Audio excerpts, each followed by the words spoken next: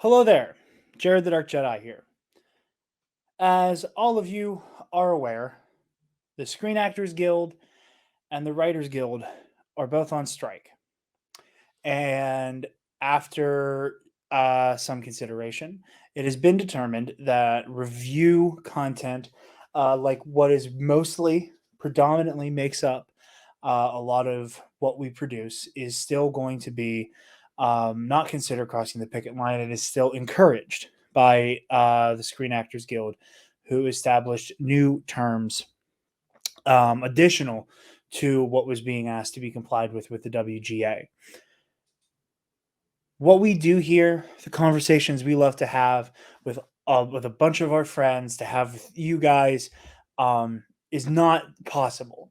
The stories we love to talk about, the stories that we love, do not get made without the blood, sweat, tears, creativity, and brilliance of the writers and actors.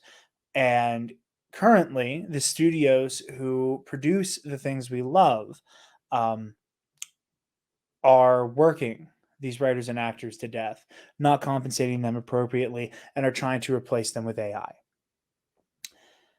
I would think it goes without saying that the Nerd Academy podcast stands staunchly with the Screen Actors Guild and the Writers Guild, and we'll be supporting them from here until the end of these strikes in whatever way that we can. There will be links in each episode description so that you are able to see how you can help, where you can help, how you can donate to different funds to keep food in the belly and roofs over the heads of the writers and actors who are trying to make historic change in Hollywood as we speak.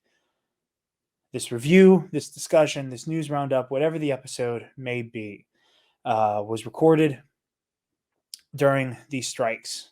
And our love for the works of these writers, of these actors, will continue to be praised and discussed while they fight for their rights. And I want to implore everybody watching and listening to aid in whatever way they can. We stand in solidarity, and we ask that you do too. So, without any further ado, here's the show.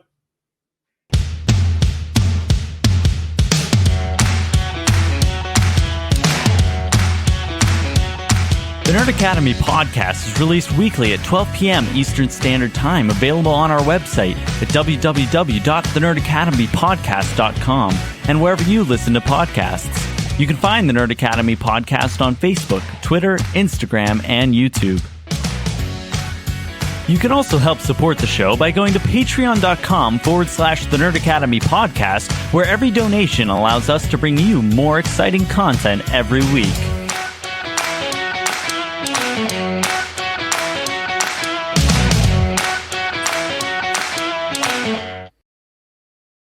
Good morning, class, and welcome back to the Nerd Academy podcast, your source for nerddom news and commentary. I am your host, Professor Indiana Bachman Stubbs, and it's here finally.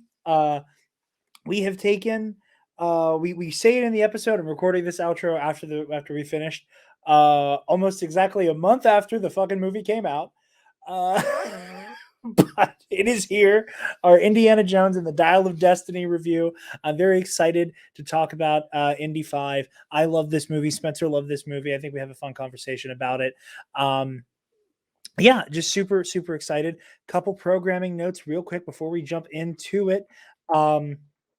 The plan this week, so you guys know, you're going to get this Indiana Jones review. Later this week, we're going to do an episode talking about the Secret Invasion finale, and then we're going to try to have a Star Wars news roundup episode of Knights of the Nerd Republic as well. So be sure you're submitting those questions for the Q&A either on our Patreon as a patron, which will prioritize your questions, or we'll be tweeting about it the day we go to record it. We'll likely be recording it Friday.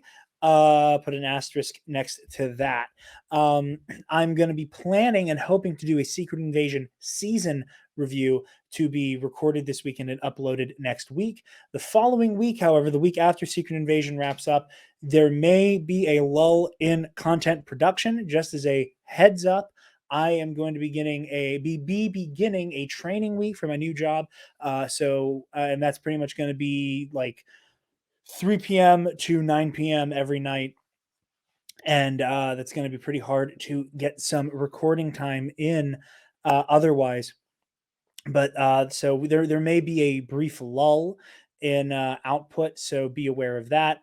And yeah, once things get calmed down with this new gig is when we're going to start in earnest, getting back into the Versus series. You guys are going to be due for like all three of the summer episodes in one go.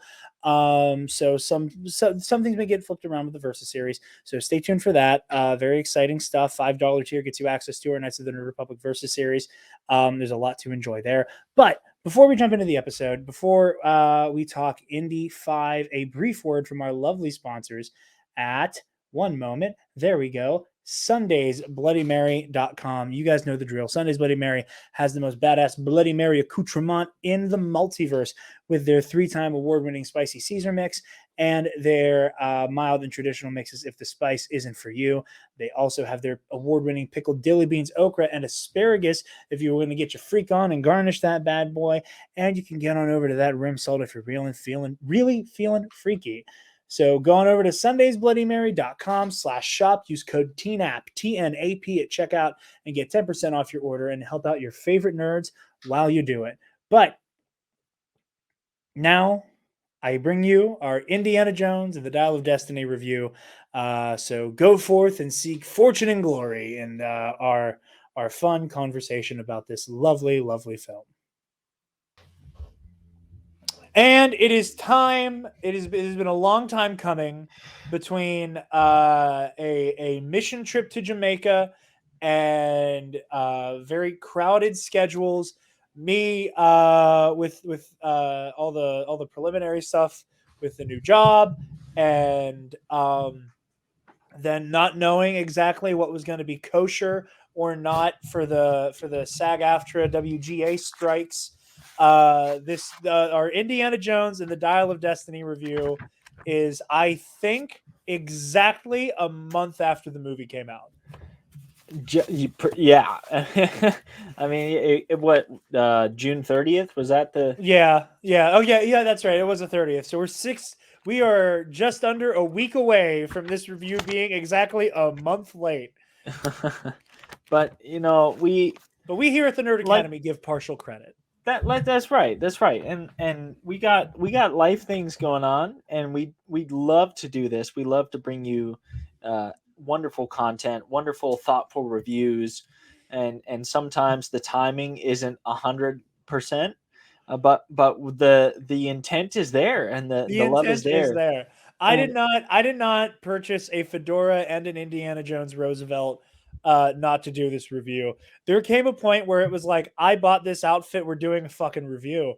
I'm not waiting to do some type of our favorite movies of the year episode to wait to talk about Indiana Jones. I bought this outfit, damn it. Yeah. And I have worn that outfit. I have worn my Roosevelt shirt so much in the last 6 weeks that it is still dirty from the last time that I wore it. And I pulled it out of my hamper to take the thumbnail picture for this episode.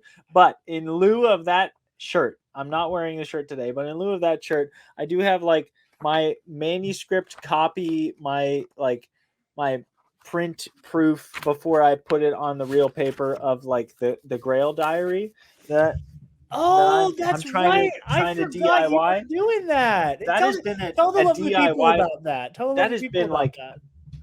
That has been a DIY project, like 3 years in the making.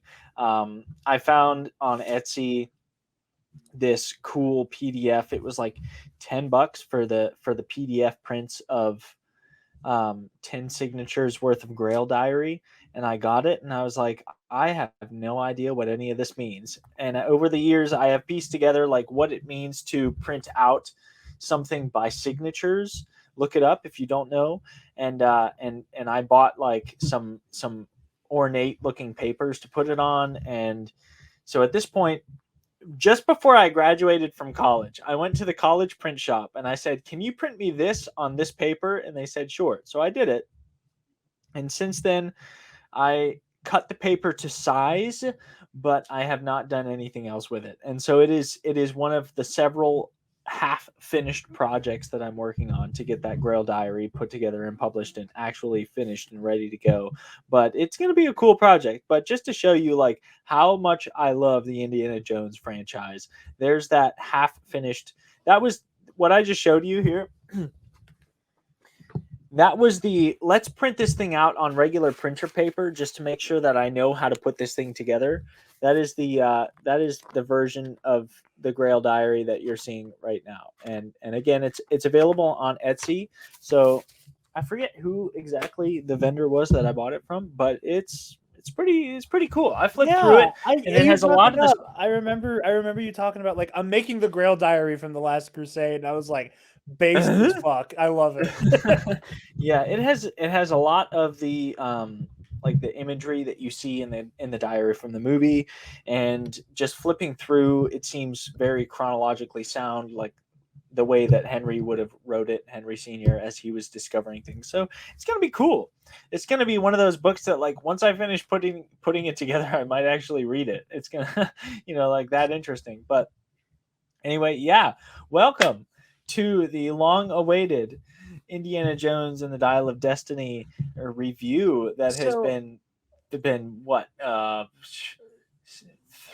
50 years in the making from the beginning of the franchise to now, yeah, from yeah. all of the I mean, 50 years of years in the fandom. making from the movie coming out to us recording the review.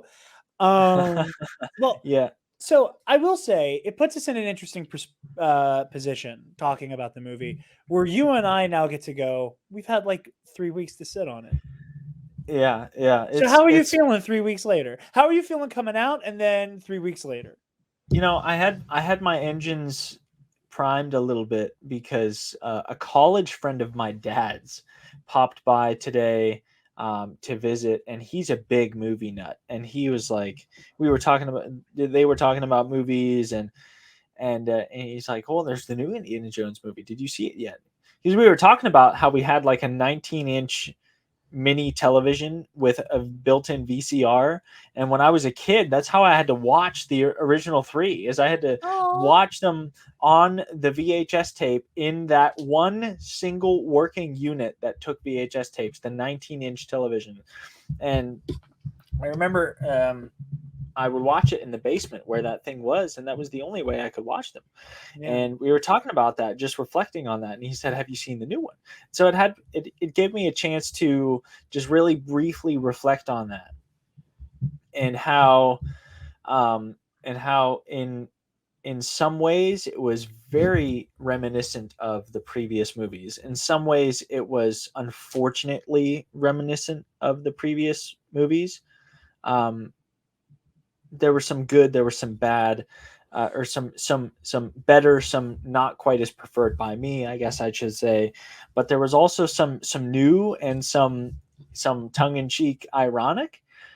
Like there's so many examples that we could go into, but just for a few brief examples, there was some stuff from Kingdom of the Crystal Skull, like elements of pupils of other colleagues that come back and are like, trying to get Indy involved, that I didn't quite like. And there was some um, there were some elements of the the Christendom relic stuff that was a bait and switch at the beginning that I thought was clever. Like we have the Lance of Christ.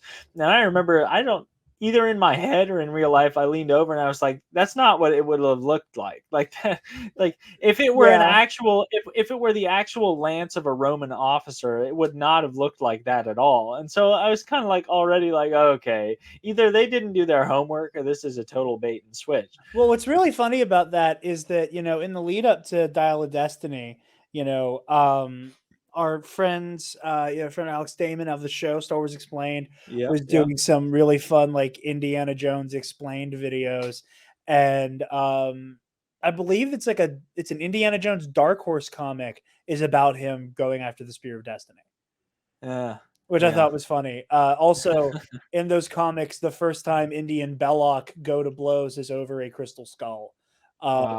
which is wildly, wildly pre the movie. Yeah, But and just fun bit of lore. speaking of my dad and his college buddy in VHSs, they were talking about like the Young Indiana Jones series, and they were like, "Yeah, that thing was so great." And I think actual Harrison Ford made a cameo at some point, and He it's just did. like it was interesting There's to an episode see. that flashes forward to an older Indy. It's like Indy and the Blues or something like that. Can you still hear me? Yeah, I got you. Okay, the voice meter thing started flashing. I wasn't sure. Um, but he shows up in one of those episodes. There's also like a flash forward to like a very old man Indy, not played by Harrison, who has like an eye patch and looks like Oh man. oh help, the marbles guy from Hook. Oh, I Um, haven't seen Hook in but he looks like him. He looked like forever. him. But yeah, and also I was listening today to prime myself to kind of refresh, and I realized I hadn't listened to it because I talked about this a lot on Knights of the Nerd Republic. I do my best to not listen to Force Center, Ken Knapsack, and Joe Scrimshaw until after I've done my review, because a lot of the time we have the same ideas, and I like find myself like kind of like feeling weird about the fact that like, well, I already listened to Force Center say it, so damn it. Yeah. But listening to the Force Center episode about it, Joseph and Ken have also been watching Young Indiana Jones Chronicles, and there's a couple send ups to it in the movie that I wasn't aware of. Like Indy being like, "Oh, I know my way around Tangier." Like young Indy goes to Tangier. Yeah. Like that's the Yeah. thing, and I was like, "This is like there's a lot of really fun send ups to the rest of the franchise throughout the movie." Like until you've had your heart ripped out by Moharam, I love it. It made me Yeah. happy. Yeah, I mean it's a fun franchise. Love it or hate it, you know, little criticisms, big criticisms. It's a fun franchise. No matter who you are, like on the basis level, the most sophisticated film critic has to just love the fact that Indiana Jones exists as You a have to. franchise. And there's so much to this movie that you can just look at and you can yeah, yeah, this is good stuff. This is fun stuff. I think what was exactly what did I say to you as soon as the movie I was like, I need my customary like Yeah, half hour to process, but like coming fresh out of it, like man, I enjoyed that like crazy. Like yeah. what a fun show. It was What a so much great fun. film. It was so much fun, and it also has so much meat on the bone too. Yeah, Like I yeah. think now, I don't think there's an Indiana Jones movie that is steeped in theme as Dial of Destiny. But not in a bad way. No, Not in no, a no, of like course not. gratuitous like playing on the nostalgia of it. Like I didn't feel at any point except right at the end, which I hated, and I told you about it. Like until the very end, I did not feel like we were being played for nostalgia at all. See, Like it seemed like a fresh take on an age-old franchise, is what yeah, it seemed to me. I hear what you mean. I guess like for me, like the nostalgia was more in like it being an Indiana Jones movie and like the Mm. trappings that come with that. Um, but yeah, just how steeped in the whole idea of like it is Indiana Jones versus the passage of time. Yeah. And that I think that they took a lot of like really brave risks and like it was a fun mix of like brave risks and kind of like leaning into like obvious choices in an inventive way. Like I Yeah. love the way that Wombat, Phoebe Waller-Bridges character, who Helena Shaw, that like I love the way that she's like such a great mirror to Indy. It's like Mm. it was almost like in terms of dynamic, not necessarily characterization. It Hmm. was almost like watching The Last Jedi through Luke's eyes. And that like, oh kid, like I've been everything you're saying. Yes, I know. I've been there. That like Helena, like it has that like almost like kind of cynical fortune and glory mindset that Indy had in Temple of Doom, and Yeah. she has her short round, and she has this obsession that she inherited from her father, like Indy and Henry with the Grail. Like and she's already made a handful of like Belloc-esque rivalries that like I loved seeing Indy get to like take on this mentor role. And again, to continue the Last Jedi comparison, you also get those moments where as much as he's teaching her, she's teaching him. And a lot of what she's teaching him is this is why the world still needs you. And it just I love that story. I love the old grizzled hero getting, brought back out of retirement, maybe kicking and screaming the whole way, but like being brought back and like realizing they still have it. Things have changed. I think that this movie leans into Indy being old. And I Oh love yeah, that. yeah. I really I brushed up against and found a lot of the like, oh, who wants to go see like, Indiana Jones and like, the early bedtime, like I don't I like Indiana Jones and the golden orthopedic shoes. yeah, Indiana Jones and the dinner special with Bob Evans. Yeah, early bird dinner special. Dinner special with Bob Evans. Like some of them are funny, and it's Yeah. that same mentality I bump up against where like with like Star Wars memes sometimes where it's like I know you're making a joke, but also like the joke is kind of reductive and is bad for the conversation around the media.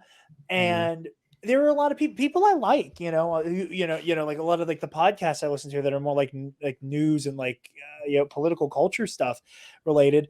Like I heard that joke of who wants to see like old decrepit Harrison Ford in like another Indiana Jones movie.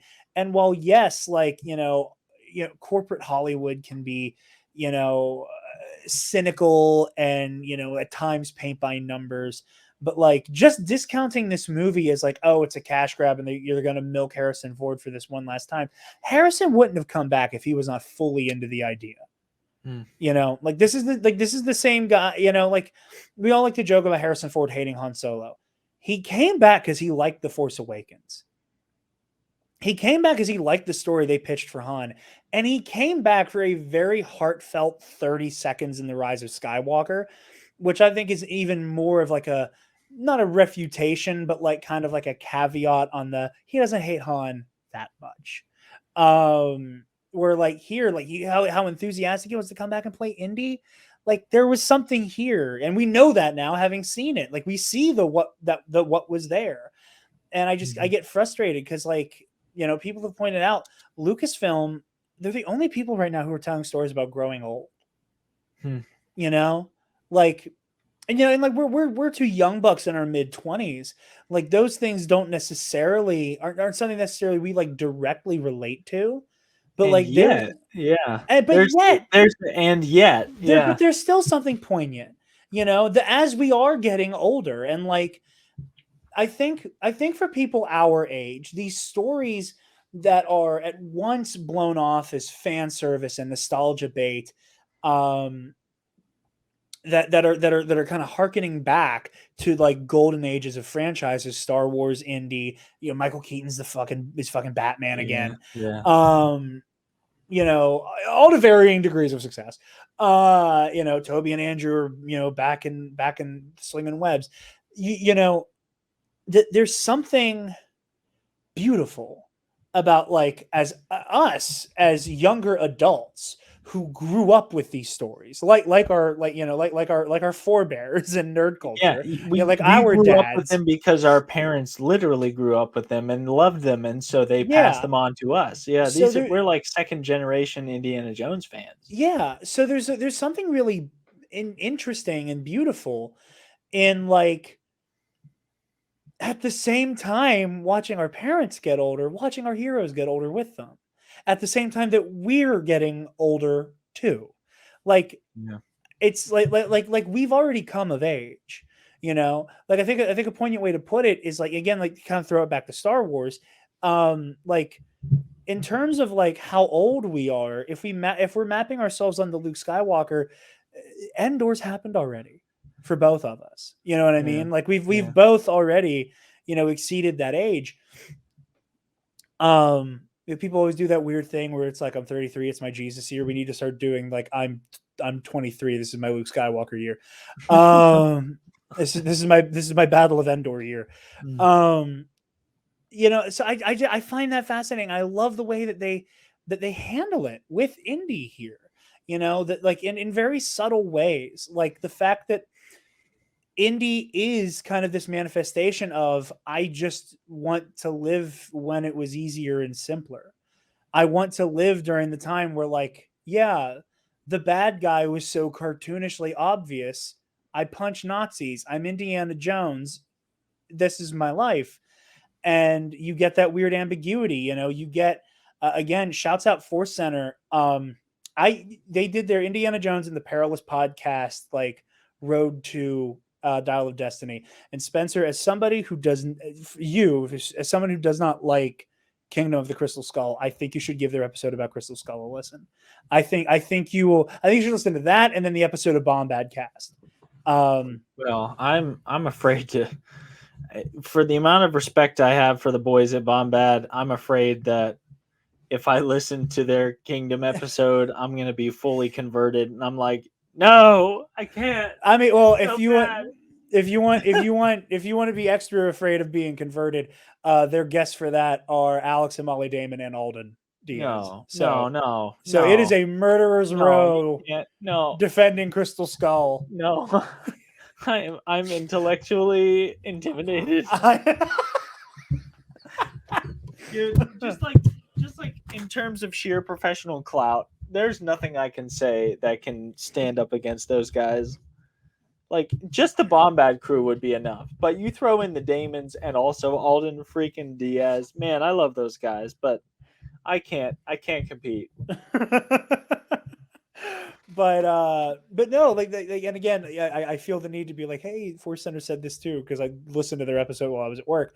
But like, you even have moments where Indy is literally like handing time off to people, like that bit where he like is like, get the clock away from me, is like, that's so poignant and so clever. Like, I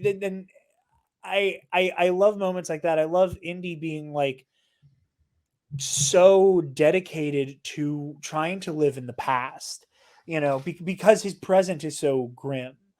Um, where like you have his like him gaslighting himself into thinking that it's like the heroic thing to do to stay in the past. And I want to ask you, did you think he was going to do it?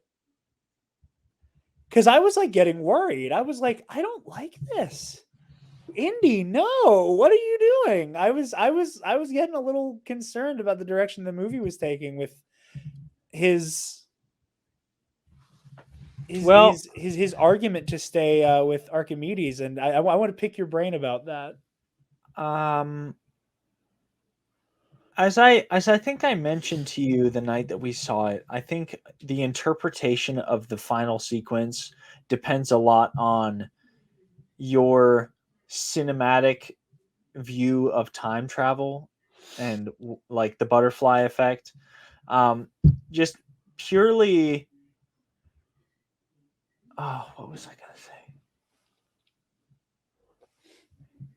I think purely in terms of him as a character, like the whole,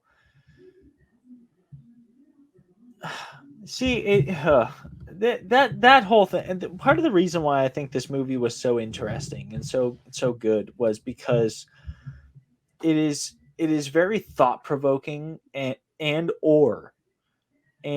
possibly um relatable to just about everybody, because I think everybody at one point or another It was like, has take me back. has thought one of two separate but related thoughts, and those are either like, man, I wish that I could have been there to experience X, or they have thought, if only I could get away from the reality that is X. And Yeah. in Indy's case, both are true. Yeah. It's like, man, I want to escape the reality that my son has died in the Vietnam War. like this son that I didn't know I had until very recently, had a short time to experience a real relationship with, and then lost in a war that was not of his making, but that he ran away from, or excuse me, that he ran to because he was running away from a conflict that was of my making. So it's like he feels an extra level Yeah.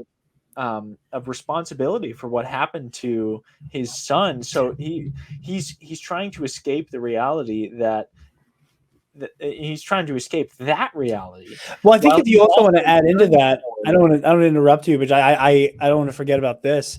You and I both were like kind of shaken. Like by the time you realize Mutt died in Vietnam, Mhm. It's just it's retroactive the way they sprinkled throughout. Yeah, retroactively makes the hell no we won't go him blending in during the parade like even more chilling because like again yeah, like looking through Indy's eyes like in a world that has changed so much like again the villain of this movie is a Nazi who is part of the United States government because of Operation Paperclip yeah. and it's kind of it's kind of a seed that is sown in Crystal Skull of like things are more complicated now. Mm. And like Indy, who was like, yeah, the war I fought in was the fucking Nazis. You know, there is no ambiguity here.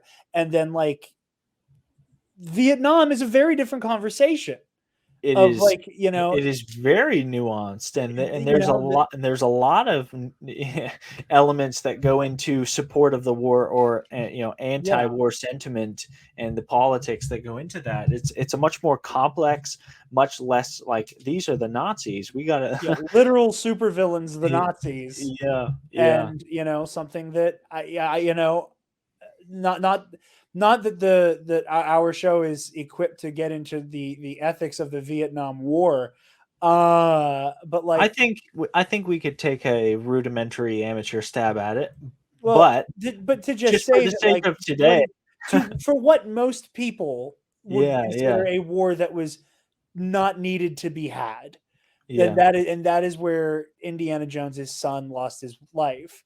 You know that it adds to the dire nature of Indy's situation that like it almost seems like well I don't know what the fuck I fought my war for then Uh, if I don't get to have like what should have as you were saying I'm sorry no, no, that's a good thought. That is a good thought. I think that Indy is kind of right in the middle between, like, we fought, like, I was fighting the Nazis since before the Nazis were dangerous. He's like, I was trying to prevent them from getting world-shattering relics before they even invaded Poland.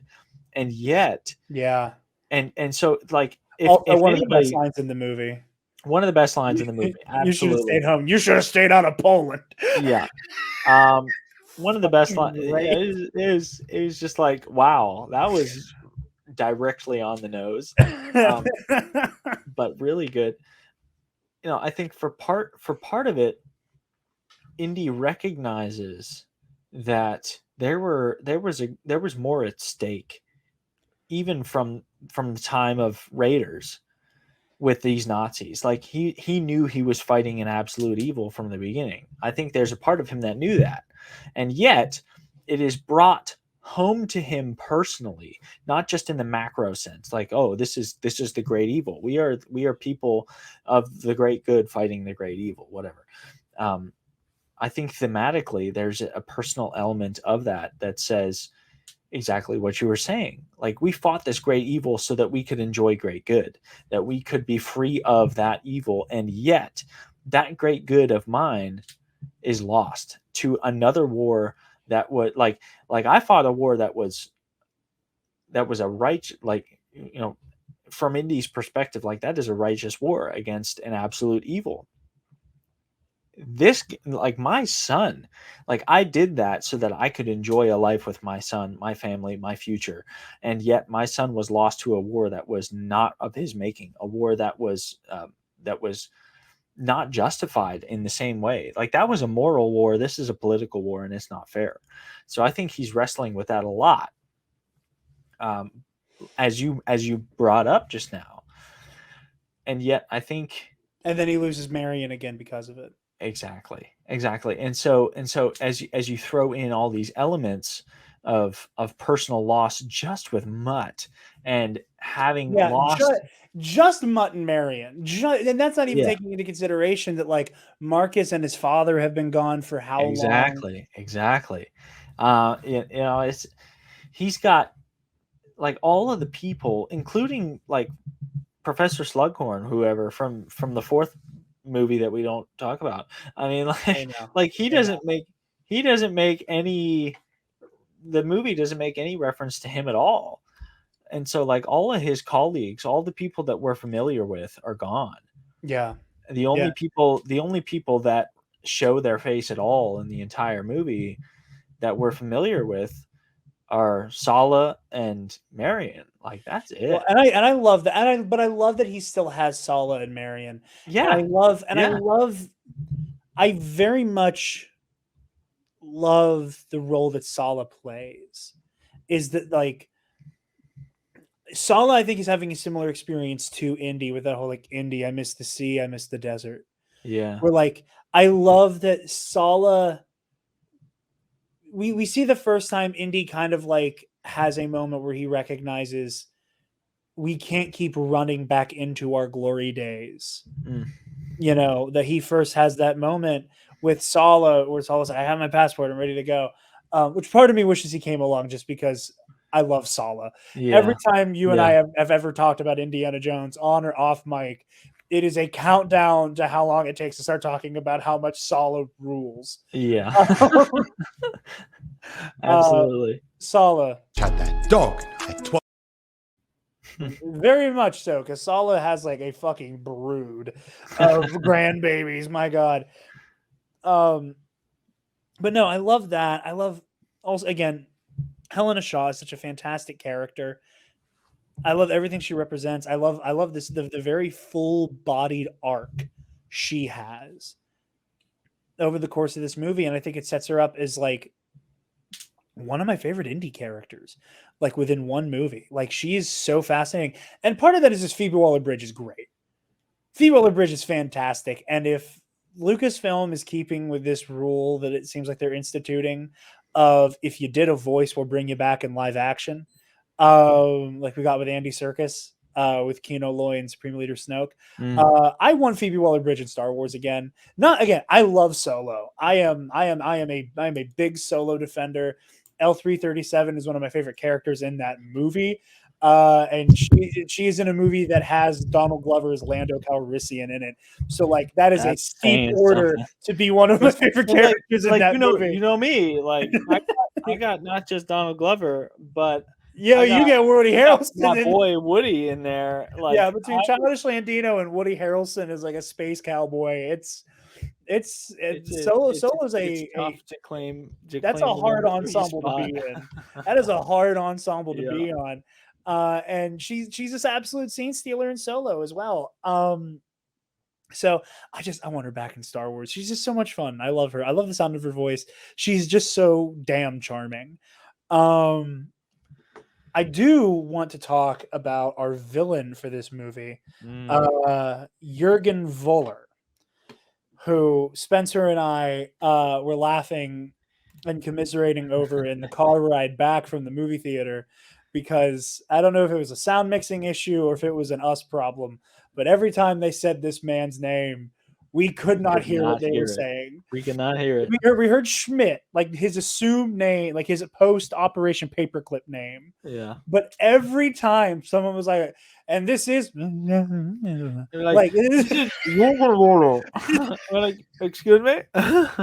like every time, like it was like the sound was obscured just enough. And I felt so vindicated that when we both got in the car, both of us were like, the fuck was his name? What was Max Mickelson's name? I didn't catch it. Did you catch it? You didn't catch it? No? Okay. Schmidt, I guess. But Oh. what a great Indiana Jones villain. Might be the best one. I think he might be the best indie villain. I don't know about that superlative, but he certainly had, especially for like indie. Well, Like, he had what are your indie villain very rankings like? What are your indie villain um rankings like? Because ah that might illuminate some things here. my indie villain rankings, are we including Kingdom? Absolutely, we are including Kingdom. Okay, I really have a hard time. Spencer, listen, I'm sorry. I I'm try not sorry. to issue edicts on you a lot with this podcast. The Nerd Academy podcast acknowledges in Kingdom of the Crystal Skull, and this is something you're going to need to accept. Okay, I just don't acknowledge it. I'm sorry. Okay, Yeah, okay. okay, Let force us. Center and I Wombat will. cast. They'll change your mind. If I can't, I they will. will. I will have a really hard time believing that to be true. However, for the sake of this being a reputable movie review podcast, I will acknowledge both the incredible acting performances of everybody included in that project, as well as the production team, the direction, everything. Great job, everybody. That's just it is not a, anyway. Uh, villain rankings. I'm gonna go ahead and put Kate Blanchett at the bottom. No offense, Kate, you're wonderful. Um, I'm oh yeah. Um, I have to say that Donovan is not a compelling villain. Neither is Molaram. They're very one dimensional Yeah. villains. Belloc is either number one, or it's like everybody else is like down here at the very bottom, and Belloc and Voller, in terms of like the depth of their villainhood, are all the way up here. Like it's just, Voller is like the creepy one that burns his hand, right? no, that's the guy I'm talking about right now. Voller, the Oh, Mads, Voller. I'm sorry. Mads See, Mikkelsen. literally, Yeah. immediately I was like, Schmidt. we still I don't know immediately his went name. back to Schmidt Yeah. in my mind. No. Yeah. Okay. Sorry. No, I forget what the guy who burns his hands name is. Anyway, everybody else is such a one-dimensional antagonist. I mean, I want wealth, I want eternal life. That's all I want. With Belloc, he's like, and I guess you could pull Dr. Schneider into that list, because she is an antagonist, sort of, but I she's hate Elsa Schneider so much. She doesn't get to be on the villains list. She's just an asshole. Like she's okay, not a but villain. She's just a dick. we had such a great conversation with the Bombad folks about this movie, about Return or Last Crusade, and how nuanced Elsa Schneider's character is, and how, like, she's a villain and yet you kind of root for her at the same time. And I find that still being the case. I mean, she is very nuanced. Like she is much like Belloc. She is an opportunist. She's after the craft. She's after the science and the history of archaeology, and she's willing to make connections and partnerships with less than reputable and less than morally No, she's a great character. Don't get me wrong. morally Fantastic defensible character. parties. Yeah, they're both great characters. I think Belloc is the most compelling, partially because I think I got to give credit to. See, I got to look it up. I don't remember The guy who played Belloc. Yeah, Belloc's. Here we go. I'm gonna look it up. See, while you look that up, the reason I think I put Voller over Belloc, as fun as Belloc is as a villain, it is the way that Voller like is the encapsulation of everything Indy is like running from in a way. And like Voller is like one of the best I'm the theme of the movie villains ever. And I'll expand on that in a minute because I feel like you just found Paul Freeman. There Yes. it is. It's frustrating that if you type Indiana Jones 1 cast, it just brings up nothing whatsoever. Anyway, Paul Freeman. Got to give props to Paul. I think, and what I was getting at was, I think a lot of this is performance based. Like, Paul Freeman gives such a compelling performance right out the gate. Like in a debut film for what would be a 5-movie franchise, he really sets the bar for an Indiana Jones rival antagonist. Like he really sets the bar. Like his performance more so, I think, than the character itself. I mean, you could say Belloc as a character is no more than an opportunistic freeloader. Like he's just hopping on the Nazi bandwagon because it's going to Yeah. get him what he wants. However, like you watch the movie, you see Freeman's performance, and like you're like, man, that guy. Oh, like I almost want to root for him. Like He's just mustache twirling enough. he's but Like and he and pumps yet the brakes he, at the exact right time, at the exact amount of pressure before he just starts going, "Mwah, Dr. Jones." and Like, and they have such a fine rapport, like my Dr. Jones, what are you doing in such a nasty place? Why don't you come down here, I'll show you. yeah. It's like they're like the dialogue You is want to so talk to well. gods? I can send you right now. Oh, They have such a good rapport on screen that it makes it difficult to not see Belloc as like the best of the Jones villains. And yet, with Mads Mikkelsen as Jurgen Voller, like there is a really complex, like in terms of the complexity of his character, I think he's far more complex than a Belloc, but in a way that ends up being, it's like it, as a, like Paul Freeman is just like performance cannot be beaten. I think, in my opinion, and yet you have somebody like Mads who's just unbelievably yeah. good, and so you have a character that is like 15% plot compelling, 85% excellent performance, and you have another character that's like 65% character compelling and 35% like the actor makes it happen. Like they end up being both top tier in a different combination of ways. The thing that I love for Voller is like, first of all, what a crazy take to be I like, know, I know, like the Nazi scientist who wants to kill Hitler because I know, Hitler I was know, I was a know. bumblefuck. I remember the moment when I leaned over and I was like, he's gonna kill Hitler. And you're like, what? I was like, he's gonna kill Hitler.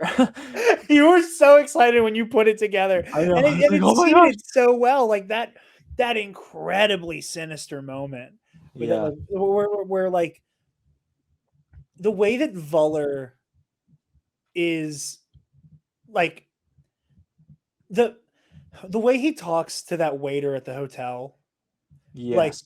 that's that is a Yes. microaggression. It That, is. where are Yeah. you from? Like that is what a microaggression looks like. He did not say anything overtly bigoted to like that would like hit your ear as something that was like deeply racist and fucked up. But you know what he meant when he said that. You know what he meant, and then with that follow up of "You didn't win, Hitler lost." Wow, That was the line. that was such a like that was the moment where you went, "This is a different breed of motherfucker."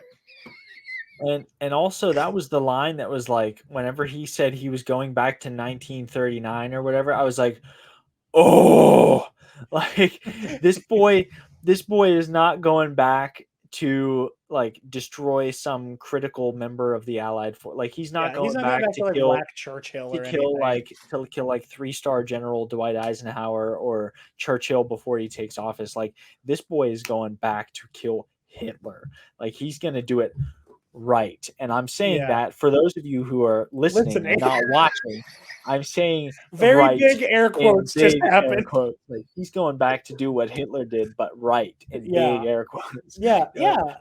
Well, I mean, but, and what a like, compelling character. Like yeah, he's not just after the artifact for the artifact's own sake. Like so many, but in a more nuanced way than yeah. Well, Donovan. Donovan it's because is he's after like, it.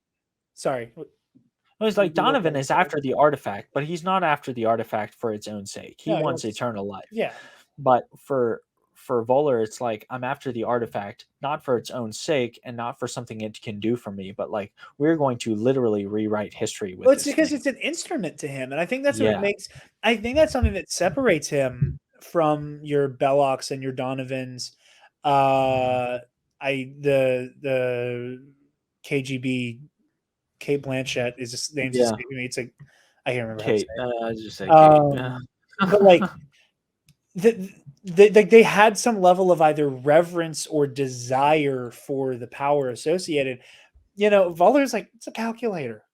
yeah. This is a calculator. Like there was not some like Falco. Spalko. That's it. Yeah. He just looks at it as an instrument, and I think that was one of the things that like leaving the theater was like kind of like that my brain wasn't quite able to grasp, and I'm still kind of like weird on like how the dial works. Yeah. That, We spent most of the ride home trying to figure that one out. Yeah, and again, those are one of those things where it's like it doesn't really matter in the grand scheme of things. Like these are one of those like the why versus the how. Yeah. Of like it means more to the story that it's this weird bootstrap paradox that Archimedes is doing on a grander scale what Indy's been doing. Of that, like if I could only go back to when things didn't suck, where Archimedes is doing that same, like if I could only turn back time and have the exact moment where people will come to help us in our time of need, and everything will just keep happening in this cyclical nature until we get it right, is kind of where Indy is at, and it works. I love that, and part of me still like, so is there this fissure in time that was formed that will always take you back to this specific moment? Did the dial form the fissure? Does it find the fissure? Is there weirdly one fissure in time that will always take you back to the Battle of Syracuse? Which again is neither here nor there. It's Yeah, but it's I remember fascinating. if we had between the two of us two major criticisms for this film. My first major criticism was the first act was a little confusing. Whenever Wombat first comes into play, it's like, wait a minute, is she working with the CIA and with these like neo-Nazi freaks that are working for Voller, or is she kind of like, because it seems there was an off, just like a throwaway line that seemed to indicate that she went in there to kind of bait him in a way so that the rest of them could move in, and yet she like ran away. So I was a little confused about that. And our second major criticism was that like toward the end it wasn't exactly clear. Like there's always some mystery, there's always a bait and switch with how like the mystery relic works. Right, with Raiders it was like, oh, you open this thing and you look at it and you die. And with Kingdom there was like, oh yes, like there's power to these, but in a way that you don't really quite get. Like there's more to this than it. And with the Grail it was like, yes, there is a Grail, but you pick the wrong one and you die. And with Kingdom it was like, you want this knowledge but you obtain it and you die. And with the dial we were like waiting for this, like, okay, but how does it actually work? Like we're told how it works, but what does it actually do? And it seemed like it wasn't really clear at the end of it how it actually functions, like how it works. And maybe that was intentional. And they were like, well, you didn't know exactly how the arc worked, you just knew that when you opened it you die. And it was like, okay, Yeah. but you're dealing with time travel here. Like we're past the point in filmmaking and storytelling where you can just make up rules of time travel and people won't question it. Like we've had too many stories of time travel that have worked and differently. Too many different flavors of time travel, I think, is the big thing. Exactly. So if you're going to deal with like, yes, this is a literal what is the word, analogical, like an analogical dial, not a digital dial, like a mechanical dial that tells and predicts movements of the earth, all the kind of stuff, the weather, the moon, the whatever. But it also will find ways of going back in time. And I remember that was something you and I talked about on the ride home. We were like, wait a minute, so does this thing only ever get you back to the siege of Tyre, or like whenever they're no, Syracuse, sorry, I said Tyre, the siege of Syracuse? Like, is it only ever trying to get back to that point? Like Archimedes made this dial so that no matter who found it, no matter when they found it, it would always bring them back to the siege of Syracuse to help the like to help them out. And we were kind of like, I don't know. Yeah, It and I mean, wasn't really clear. Like, did it just happen to bring them back to that point? Could it actually have brought them back to 1938, 1939?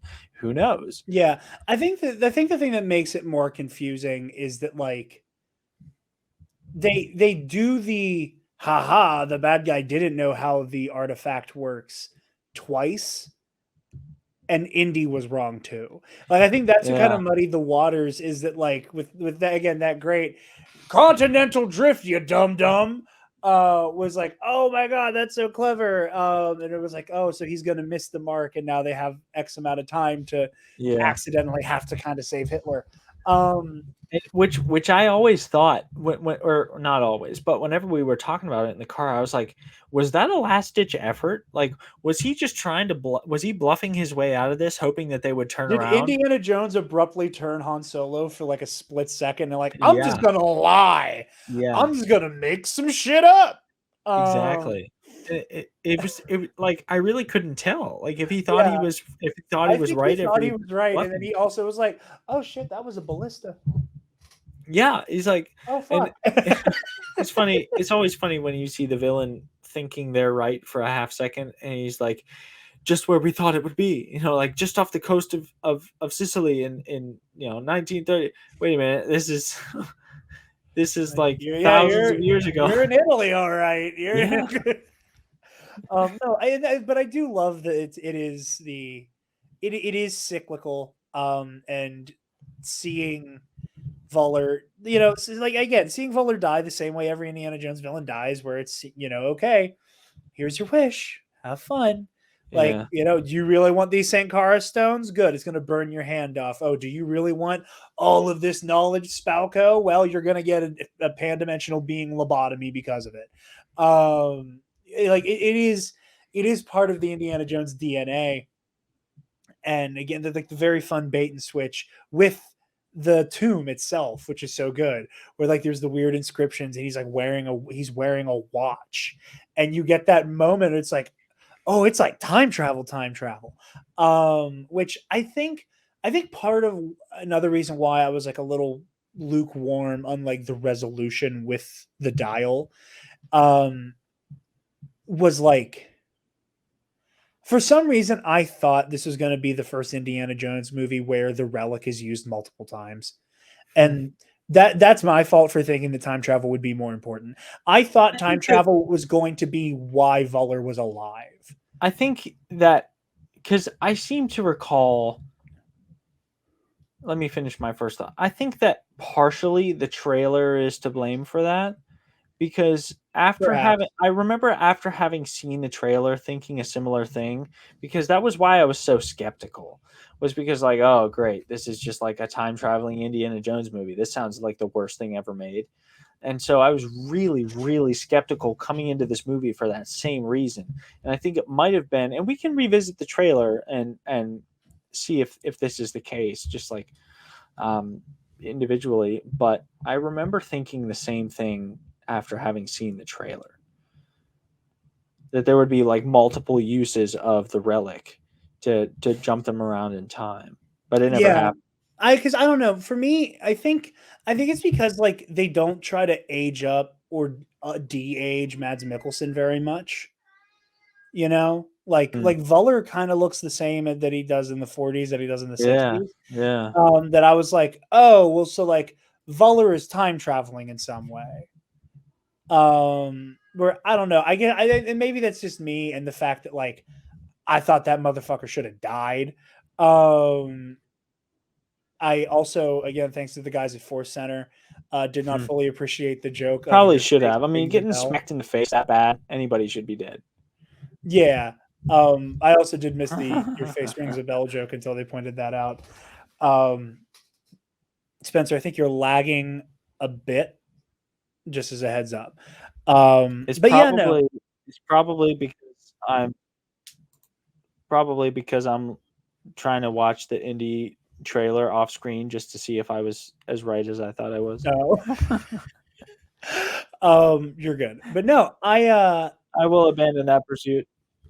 Yeah, just for now, because you were trapped in your own bootstrap paradox, where I'm talking to you further in time. Our own little dial of destiny here. Um, how'd you feel about the ending? Because it filled Um, my heart. It filled my heart. mm, That's going to be a segue into our part of our Q&A for today. But how'd you feel about the ending? Because I loved it. I got real choked up with Indy and Marion recreating the "Where doesn't it hurt" thing, mm, and I really do. So let me say this: I went into this movie thinking Indiana Jones was going to die. what did you say that at some point? Did I? Did you say that to me at some point? That I thought Indy was going to die? Correct. Probably. Okay. Because Because I was like, well, either this is gonna be the last one, so like they're getting like he's gonna like, but I didn't know, I didn't think it was like the way fucking Han died, where like he's like murdered necessarily, no, but like but we would like see Indy pass on. or being left in Syracuse or something like that. Yeah, Because I could have sworn before we saw the movie, I was 100% convinced that at some point or other on a podcast or whatever, I remember you specifically saying that Indy died in the fifth movie. And then we went to see it, and I was like, "But he didn't." And then I said, "But Jared, didn't you tell me at one point that that he?" And you were like, "No, I didn't see this. Like, I waited to see it with you." And I was like, "Oh, that's so great." Also, did I dream that? did I make did I make that up? That you were like, yeah, Indy died in the fifth movie. I I think was you like, may have dreamed I me was convinced. spoiling Dial of Destiny for I you. was convinced that you had told me that Indy died in No, Dial of no, Destiny. I was no, I was worried or not necessarily worried, but like I was convinced that he would. I was Yeah, convinced that like Indiana Jones was gonna get like truly this would be his last adventure, yeah. and he would get to pass on. And and that's part of why I got so nervous about the Syracuse thing. Mm, Because I was like, and again, it's not my story to tell. I get to be the person who can who gets to consume these works of art. I don't get to dictate what I think should happen. But I was really worried that like Indiana Jones's last big adventure was him bleeding out on a beach like a couple thousand years ago. And I was like, that's how he goes out. This is kind of like incredibly depressing. Like Indy should get to like, have like a drifting off to sleep next to Sala and Marion. Like this isn't right. And I was like really upset for a moment thinking that that was how it was going to pan out. Um so like when we get to the end of the movie and we see him get to have this reunion with everybody, it was like you haven't seen Guardians of the Galaxy 3 yet, have you? nope. Oh, you gotta once it's on Disney Plus. I will Um, once it's on Disney Plus. Mild spoiler for Guardians 3. Um, I was not expecting the team to make it out unscathed. I was shocked by the fact that like the whole team survives. Dave Bautista being very public about how like he very much wants to be done with Drax. Mm-hmm. Zoe Saldana saying like she's pretty much done with Gamora. Like I was like, oh, like Drax is gonna die, or they're gonna kill off Peter Quill because like Chris Pratt maybe doesn't want to do the character anymore. Like I was like at least one member of the team is not going to make it out alive, and Guardians 3 instead chooses to have a way more optimistic ending where it's that iconic moment from Doctor Who, just this once, everybody lives. Mm. And I like when we get to the end of the movie and Indy like wakes up in New York, I was like I felt a level of like childlike optimism that I was like disappointed in myself for not having that. I did not go into that I did not go into this movie expecting Indy to survive. I was like, huh, very, very pleasantly, happily surprised to be wrong. And it's not only seeing him live, but seeing that like the story of Indy choosing to get back into the fight on this adventure made its way back to Marion. Hmm. And the way that like that, I heard you're back. Are you back? That was just so great. It filled my heart. It filled my heart so much. Like it felt like that shot at the end of the first Spider-Verse when Peter B. Parker, like they're doing the montage of everybody being back in their universe, and they just cut to Peter B. Parker standing outside of MJ's door with flowers. Where it's just that, like, hey, listen, I know things didn't go the way we wanted it to the first time. If you don't want to do this a second time, that's okay. But I love you and I'd like to try again. And you know, seeing that Indiana and Marion will always come back to each other. Just again, it made me so happy. It just makes my heart happy, you know. And the fact that the story ends with like, yeah, Indiana Jones is back. When I I love that maybe this is his last big adventure. Like maybe this is the last time that he encounters something supernatural in nature, and the rest of his adventures are him doing, you know, of him being like the guy in the chair for somebody else, or his next adventure is moving back in with Marion. I don't know. What I do know is that like even though this is the last time we'll see Indiana Jones on a big adventure, Indiana Jones lives to have another adventure of just Yeah, being his happy. story's not over. His Yeah. story isn't over. Like he gets to live on and live a happy life and not have to like give his life in the line of protecting the world from Nazis with supernatural artifacts. You know, like that closing shot of him grabbing his hat, it just made me happy. It just I was like I could have disliked a lot of this movie. That ending, that like Looney Tunes circle fade in on him grabbing his hat off the clothesline would have won me back over in a minute. It just it felt good. It felt good to see him have a happy ending where he gets to move on, and then he gets that happy ending from recognizing that. You know, I think that is what makes it so satisfying is that he had to have somebody like again that whole like the our old hero is brought kicking and screaming back into one last adventure. That is how it ends, where it's like somebody going, no, the world still needs you. You are still of value. Just because you don't realize that, just because you don't feel like your old self, doesn't mean that you are not still Indiana goddamn Jones. You're coming back with me. You know, that like an Indy having somebody like force him to return like to their world, I think meant a lot to him. That like no, like the answer is not in the past. The past defines us, it shapes us, it guides us, but it is not where we need. It's not where we can live. Again, I find myself comparing Dial of Destiny to the Last Jedi in a lot of regards, and that's another one is like people's complicated relationship with their past, and you know, I love seeing that it is the moment Indiana accepts that he has to move forward and move on is when like he like it's almost like an ability unlocked in a video game moment where it's like you have unlocked the ability to rehabilitate your relationship with Marion because you are now capable of moving forward. I loved it. I loved it. I've been going on for a minute. I apologize. No, you're good. Those were all great thoughts. My opinion of the closing was partially good, partially bad. I think you're right in that like that I'm glad that Indy came back to the world where he belonged. I think that there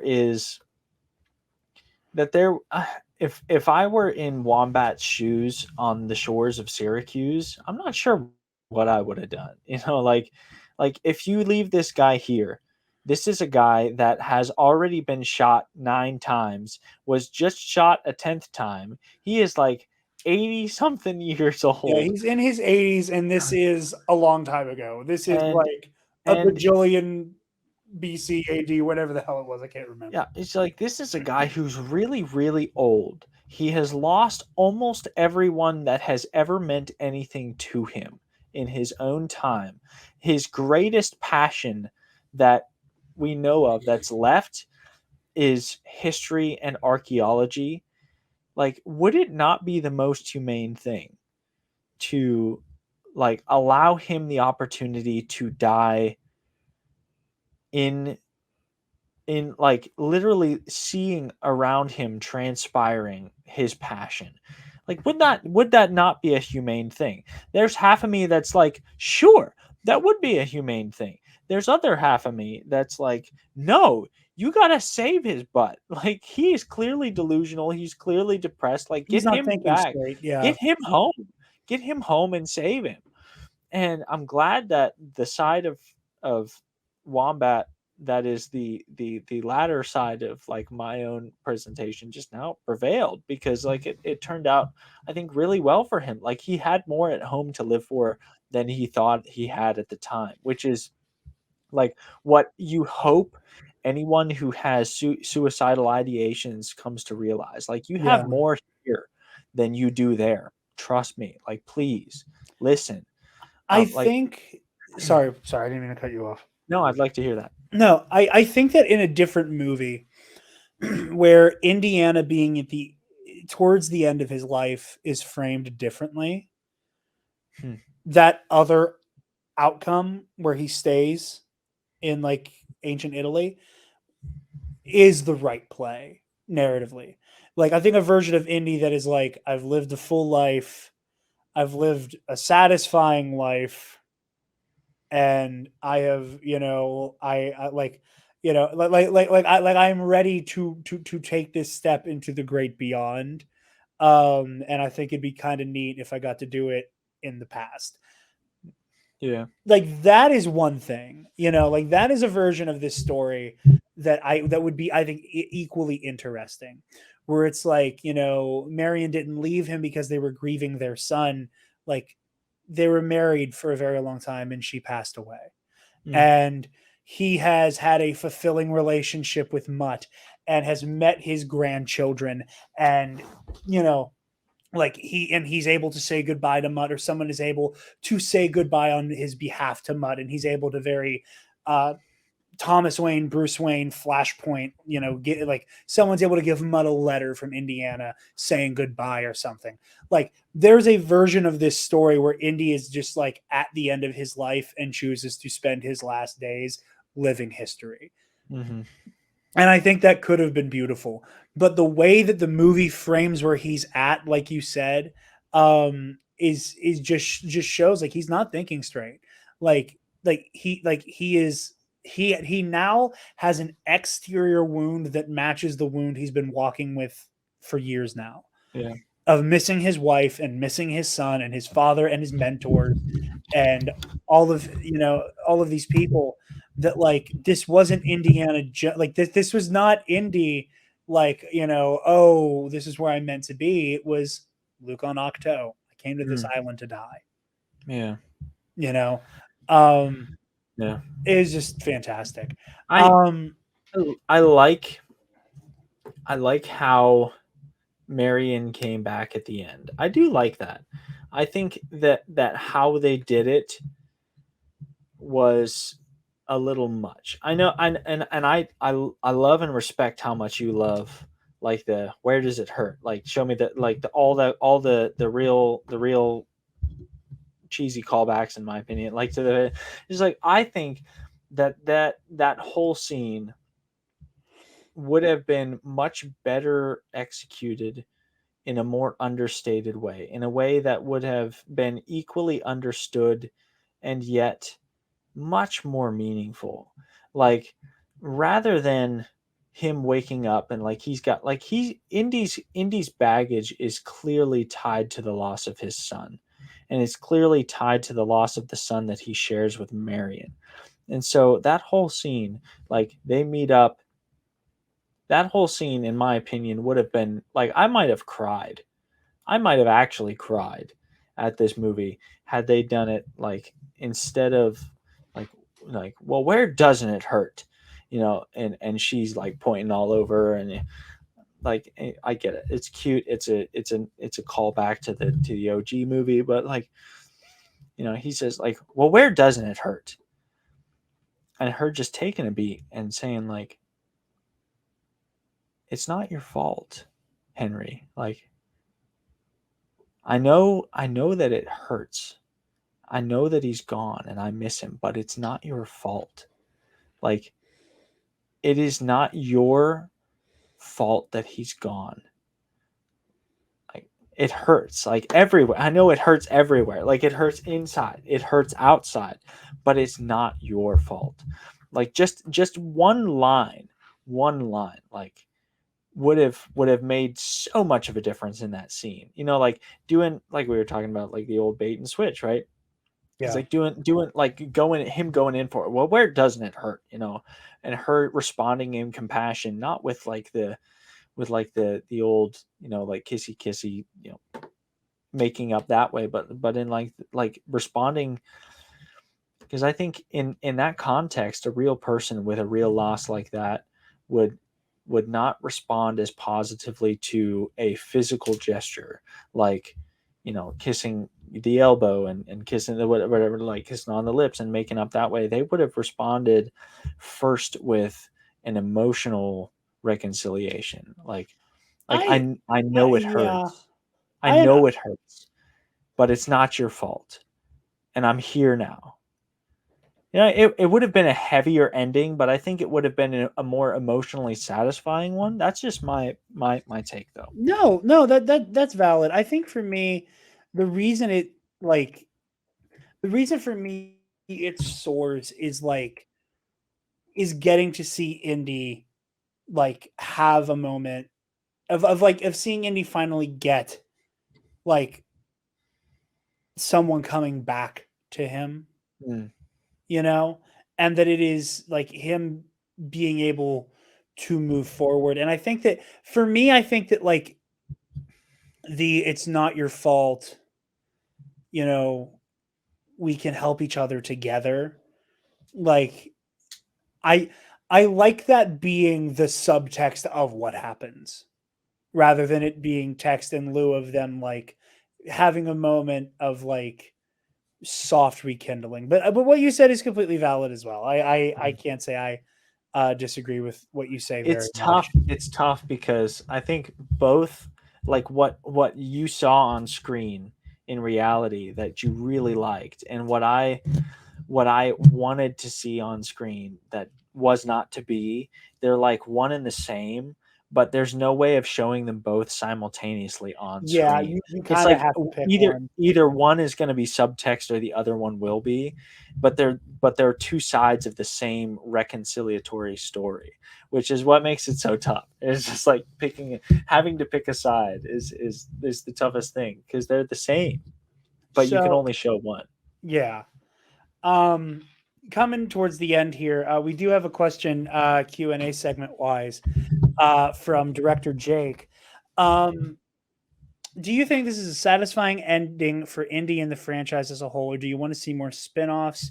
We want to see more spin-offs or otherwise. Um, I am, for me personally, not opposed to like some form of animated indie stuff. There are a lot of people who do AJ Lacasio, uh, who does Han Solo and like the Lego animated stuff and in the video games. Does a damn good Harrison Ford. I would love to hear AJ Lacasio do indie in animated stuff. I there's the Xbox Indiana Jones game that's in development at Bethesda. Um, we haven't heard much about that in a little bit, but that's allegedly in development still. Not allegedly, it's in development still. So I know we're at least going to get an Indiana Jones game. I personally, and I know a lot of people went into this a little frustratingly preemptively annoyed that, oh, this is just going to be turning Helena Shaw into the new Indiana Jones. And I didn't think that, but let me tell you, I'd watch that Disney Plus show. I'd watch the shit out of Helena.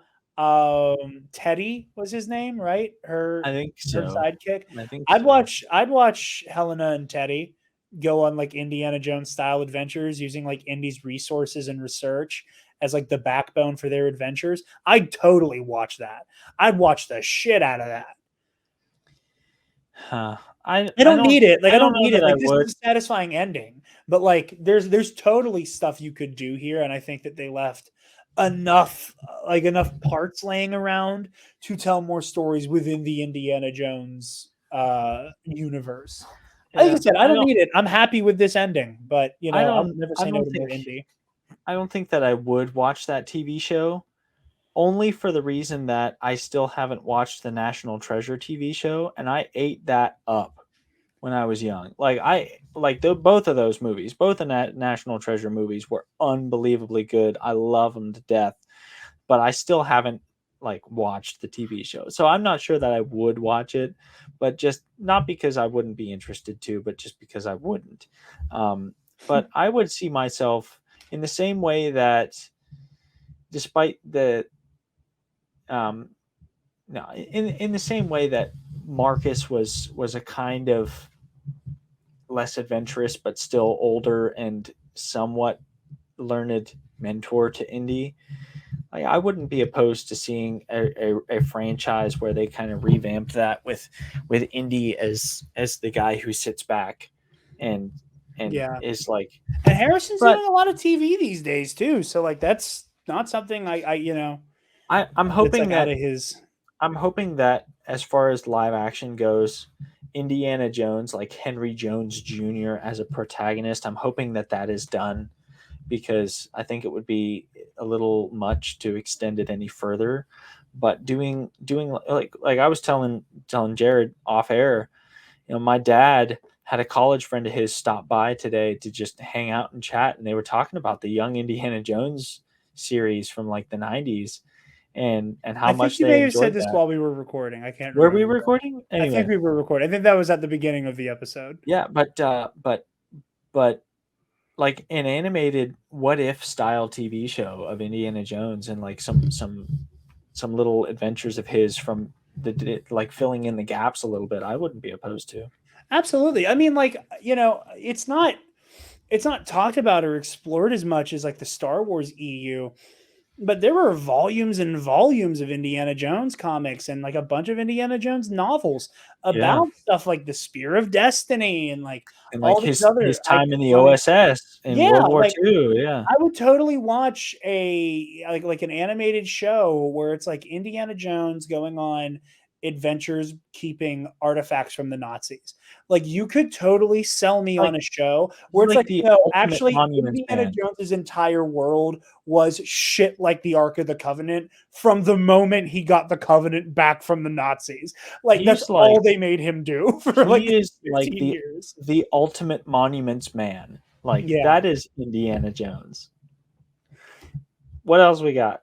Good Um question.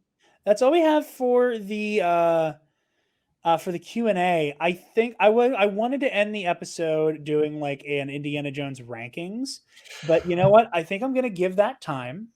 I'm going to Okay. wait on that. I'm going to wait till we can watch all 5 movies and maybe even try to sneak some episodes of I Young will Indy Adventures in there. There are TV movies in the Young Indiana Jones Chronicles, so we could even factor those in. And maybe save that for another episode to do an Indiana Jones rankings. That'd be a sweet episode to take like all the tent into content, or all the content into consideration. That'd be a cool one. Yeah. So, uh, yeah, we liked Indiana Jones and the Dial of Destiny. We I thought did. We it was a did. great chapter. Um, Again, James Mangold, I really like him. To kind of put a bow on my thoughts on the movie, I described Indy as feeling like I kept using the Star Wars comparisons. but it felt like The Last Jedi and Rogue One had a baby that was an Indiana Jones movie. Yeah. Um, The framing, the cinematography looked very modern and very new, but it had the feel of an old movie. yeah, Despite it. yeah, it was like there was like when we were talking leaving the movie theater, like the Rogue One comparison came from like we are taking sensibilities and visual styles that don't inherently belong to this franchise, um, and injecting them into this already super familiar sandbox. Yeah. We're playing with we're still playing with the Indiana Jones toys, but in a wildly different feel to them. And yeah, like it's and there's some moments, there's some shots, there's some framing and action that totally feels like we're right back to the Spielberg days. Mm-hmm. And then there's others where it's like, oh, this is very different, this is very new.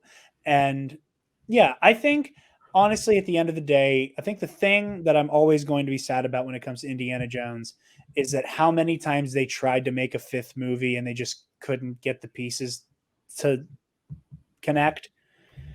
Because for me, I think at the end of the day, since this is most likely Harrison Ford's last time playing Indiana Jones, there's a part of me that does wish this was like Indiana Jones 6 or 7. But that's just me being greedy. That is just me being greedy that Yeah. we did not get just a little bit more time, just one more between this and now, or between then and now. But I'm very happy with this conclusion. So am I. So am I. It was a heck of a good time. It, I think, did good service to and paid good homage to the original three. There were some elements that I could have done without, but they were not enough to just totally ruin the movie experience for me. It was the first. My final thoughts were the first act of the movie was a little too fast paced. It was kind of difficult on a big screen, sitting in the fifth row, to keep track of what was going on with all the Yeah. movement. That's going to be a revisitation, but it was, I mean, it was still entertaining. Once they got on the boat with Antonio Banderas, I was locked in, and I stayed locked in for the whole movie. So it was great. I loved it. Absolutely. Well, that's going to conclude our review. I'm going to throw to future Jared for outro and housekeeping purposes. And thank you guys so very much for watching. I hope you enjoyed this episode. We had a wonderful time talking about Indiana Jones. I love this franchise. It's good. It's like chicken noodle soup for the soul. Yeah, I going rewatching the movies because the original plan was that we were going to do a big night out. We talked about seeing Return of the Jedi in theaters earlier this year, and how like it was me and Spencer and Kaysen and my girlfriend, Kaysen's girlfriend, a friend of ours, Dave, all went to go see it. And there was the original plan to do that again with Dial of Destiny, but Spencer being out of town and schedules not lining up didn't work. But like I've been showing my girlfriend Indiana Jones for the first time. She's seen the original trilogy. We haven't watched Skull or Destiny yet, but I'm looking forward to it. And I mean, I rewatched Crystal Skull leading up to it, and it just made me happy to go back and revisit these films.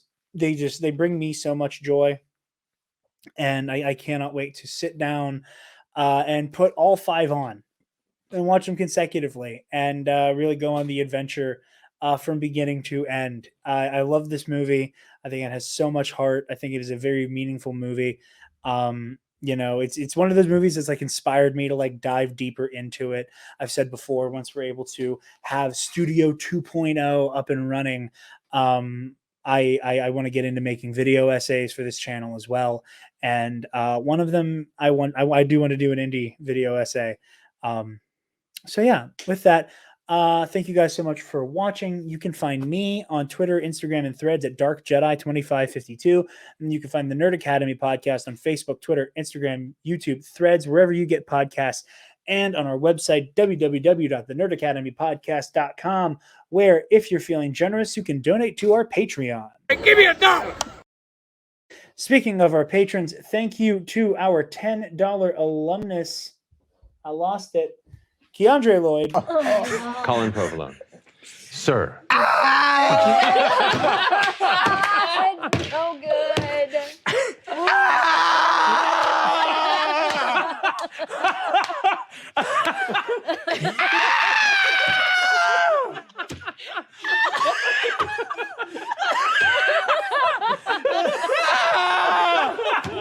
Steal yourself, Colin! Steal yourself! This is me stealing myself. and to Paco, or as he's going by right now, Elix Jones. All right, ladies and gentlemen.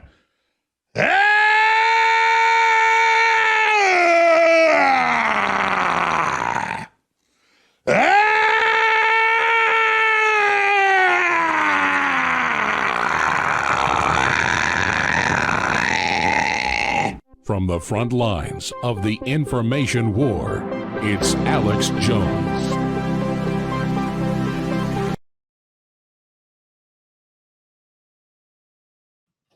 And to our friend Ray Clausen, who wants you to consider donating to Equality Texas, a foundation taking care of queer people in the Lone Star State, keeping them safe from some of the draconian, the dragon laws coming for the gays. The dragons hate the gays, everybody. See, this is why I'm glad my friends don't watch our podcast, because I would get made fun of that relentlessly.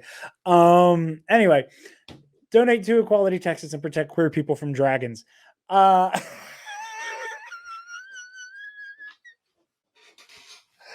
lordy, I think this hat's cutting off circulation. Anyway, thank you guys for watching. Like I said at the top of the show, the Patreon content will be flowing here soon once my work schedule exists and is less chaotic than it currently is. But thank you so very much for watching and listening. Also, I forget to play this clip all the time, and it occurred to me. Also on our website is our TeePublic. Where is it? Where's that clip? I can't find it. Oh well. Go to our TeePublic. There's a student store link where you can get TNAP merch. There it is. T-shirt, tpublic.com. Do what the Dewberry or what the Wildberries said, and go get TNAP merch. Get yourself a hoodie. Get yourself a shirt, coffee mug, stickers, a tapestry. Get a tapestry of our logo. If you guys start buying more merch, I will make an effort to make sure there's more merch there, namely with this guy on it. I know you want that. But anyway, thank you so much for watching and listening. Be sure to tune into the other episodes coming out this week. Class dismissed. Fortune and glory, baby. Stop! Move away from the cookie jar.